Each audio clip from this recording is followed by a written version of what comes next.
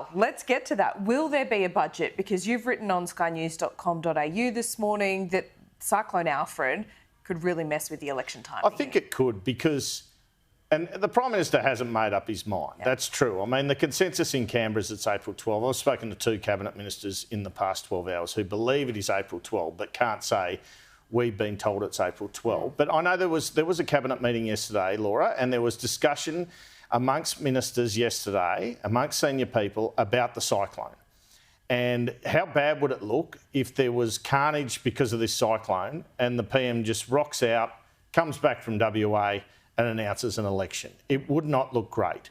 And the fact of the matter is, if he doesn't want a budget, he's got a pretty limited window now, because it's clear now he doesn't want to call the election. Well, he can't really call it in this cyclone environment anyway, but he doesn't want to interfere with Roger Cook's election. There was an April 5 option. They discarded that. They thought they could have a week crossover. So he's really only got Sunday or Monday, or he's going in May because of Anzac Day, because of Easter the following weekend. So I think one of the reasons he's leaving May 3 and 10 open and having a budget open is that he thinks, well, something could happen between now and, say, Monday, when I'd like to call it, such as a disastrous cyclone, such as a worse than expected result in WA, such as worse internal polling, that makes me change my mind. It's the Prime Minister's prerogative to change his mind, I guess, and I reckon he has several times, from my understanding. And so this, there's always been a plan for April 12, but there was a plan for April 5 as well.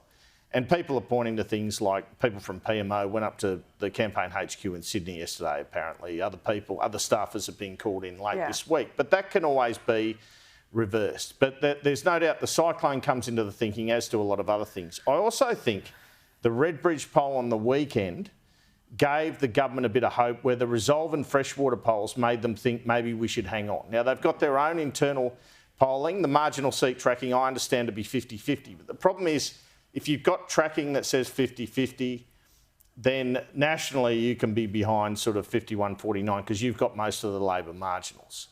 And several sources now have told me the government's come back in the last week or two, a bit like Redbridge is showing, since the rate cut. That's taken a little while to permeate. It's a bit of a lag effect. But that's happened. And I'm talking a point. I mean, it's margin of error as well. Yeah. But I think they're looking for any sign of hope at this stage. But also, we've got to remember that polls are retrospective. They're not predictive. So, there is a bit of a lag effect there. Can I put a few other, scenarios to you here? Is there a possibility that he doesn't do a budget, calls an election on maybe the 25th itself or the 24th of March for an election in May? That's a long campaign. Turnbull didn't work so well for Turnbull. I think it would be a mistake. I don't think so. I think he has to do a budget if he doesn't go on Sunday or Monday. Okay. And I had someone say to me, I asked, could a budget happen? And they sort of said to me, there's something pretty closely resembling a budget. So the work's been done. The portfolio budget statements have been done. Okay. These ERC meetings that were cancelled, that were the subject of reportnews.com, they weren't necessary because the work's been done on all the policy. They're ready for a budget if they have to do it. They're ready for an economic statement if they have to do it, and just announce policy through the campaign. And would you just go straight to an election after the back of a budget? I think March 25 you do the budget, and then the Sunday times perfectly if you call it for a May 3rd election, or he's also got May 10. He's not going to do May 17. He's going to do April 12, May 3 or May 10.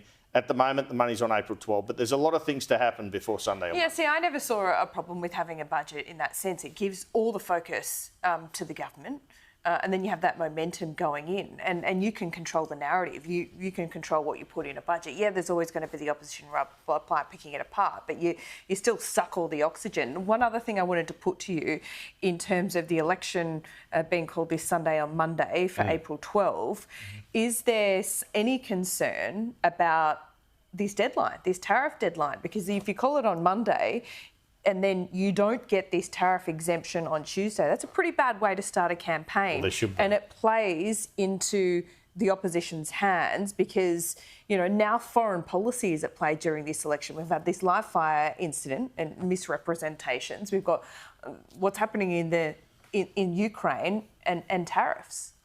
What do you do? There's always going to be events. No. I mean, this is the issue, but I think... But do you want to kick off a campaign? No, of course it plays failing into to it. get an exemption? There are so many reasons not to go April 12. You get accused of running from a budget. You got Passover. You got school holidays on April 12. That'll annoy people. You've got this tariff thing. But the other argument is, Laura, worse things can happen to the government the longer they go on. So it's kind of down to whether you're an optimist or a pessimist.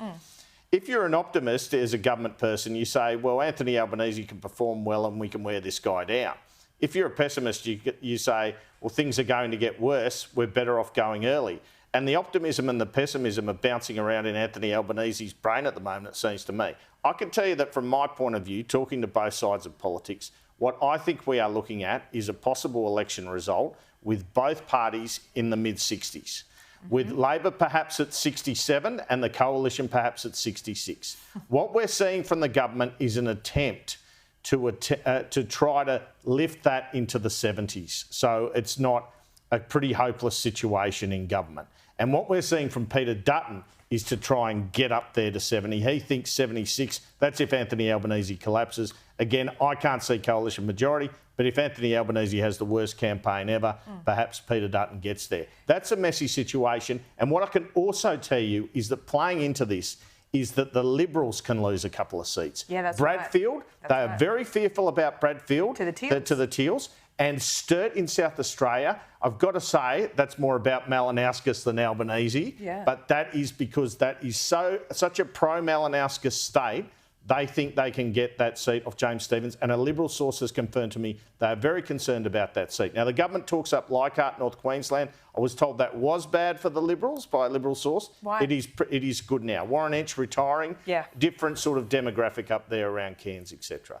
Now, the cyclone is interesting too because people say to me, well, that can go out to sea, in which case probably it is April 12, let's face it, unless, again, there's something else that happens which changes the Prime Minister's mind once again.